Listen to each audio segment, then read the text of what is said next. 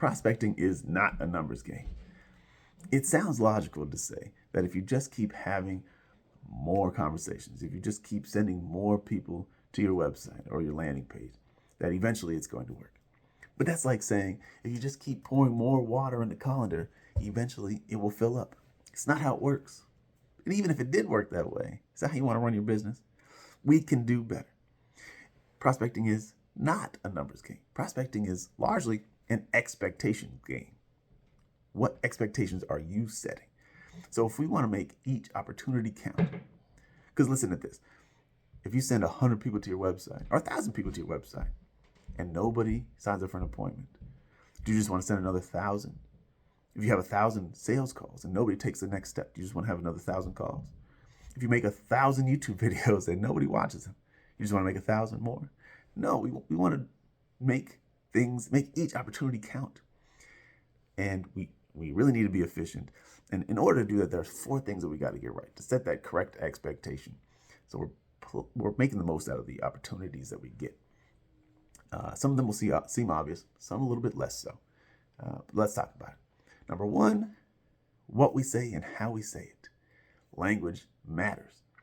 And so does the language on your website communicate to your prospective buyers? Does it communicate to them where they are, or is it disconnected from their reality? Does it address their pain points and problems? Does it speak to their dreams and their desires? Or are you just using jargon, using technical terminology that doesn't matter to them? If you're not dialed into those dreams and desires and pains and problems and their fears and frustrations, then you're losing people. But if you are speaking to those things, then you're bringing people into your world in a way where they see what's in it for them. Does the language you use on your website, in your emails, on your LinkedIn profile, does it communicate differentiation? How are you different from everyone else in your space? How are you meaningfully different, in a way that matters to your ideal clients? Does it communicate authority, or does it communicate, I'm just a salesperson, I'm just in this for myself? What values do you communicate? These things matter, and it's all about the language that you choose. Number 2, who you talk to matters. Because a cliche example would be, if you were selling steak, you shouldn't be talking to vegans. Those are never going to be effective conversations, unless you're selling gifts. But you wouldn't. That's not ideal. You'd rather be speaking to the carnivores themselves. So the same thing is true. If you're selling retirement planning, you probably shouldn't be talking to 20-year-olds. It doesn't make sense. So it seems, again, obvious. But are we being intentional about how we attract the people we speak to? We want to send targeted visitors to our websites. We want to get targeted subscribers on our email list. And that takes intentionality about language. It takes intentionality about what we're using to drive traffic with our content, what we're using as freebies, giveaways to get people to sign up for our email list, or however we do that. And so I have a free training about that. I'll link to it around here someplace, and we'll talk about that. But who you're talking to absolutely matters. And you don't want to talk to people that you're not going to be able to serve in the end. Just having subscribers doesn't matter if they're the wrong subscribers. Just getting website visits doesn't matter if these are not people that you can help. Okay? So that's number 2. Number 3 is what your actual offer is. Are you offering something people actually want? Are you offering something that's, again, different from what other people are offering in a meaningful way, or at least positioning it in a way that feels uniquely suited to solve the problems and to create the outcomes that your ideal client wants?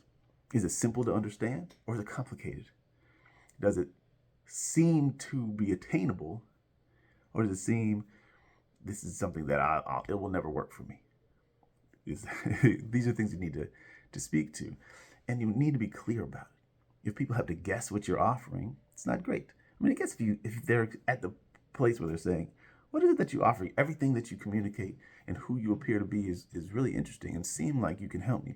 But what is it that you offer? Maybe that's okay. But ideally, it will be relatively clear what it is that you're offering, so people know if they're spending time in the right place or not. And so what you offer makes a big difference. We need to get that dialed in. Because ultimately, again, the people that you bring in, you're bringing them in to serve them, I'm assuming, by selling them a service or product. So what is that service? What is that product? And how does it, fit into their lives to bring transformation to your ideal client? We need to think about these things, not just throw anything together, okay? Now, the fourth thing is a little bit maybe considered less. What is it that are the people that are prospecting, what do they see when they Google us or when they investigate? Because we got to get this part right. Is your website, is your LinkedIn profile, when people Google you, what do they see? When people go to your website, are they seeing an authority, an expert? Or are they seeing an amateur?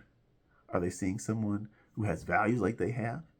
Or they're seeing someone who is just about serving themselves or about money? Not that there's anything wrong with money.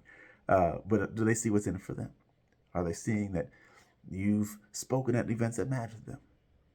Are they seeing that you have the credentials that mean something to them?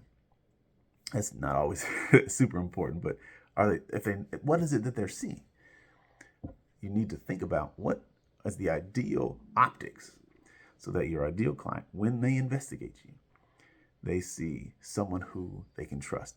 They see someone who people like them have trusted and gotten good results from. They need to see someone who aligns with their values. So that's optimal for them to do that. They need to have an experience that is simple for them to navigate, easy for them to understand and find what they need. And that you put in the work so that they don't have to work hard to get what they need from you. What do they see? Are they seeing an expert? Are they seeing a salesperson? Right. So these are the four things: what you say and how you say it, who you're talking to, what you're offering, and then the optics, what they're seeing when they look into your business. They look into who you are. And once you get these four things right, all four, we're not going to just be taking shots and getting air balls. You're going to make the most of each opportunity. And you can adjust these things as you go. Of course, we're learning all the time.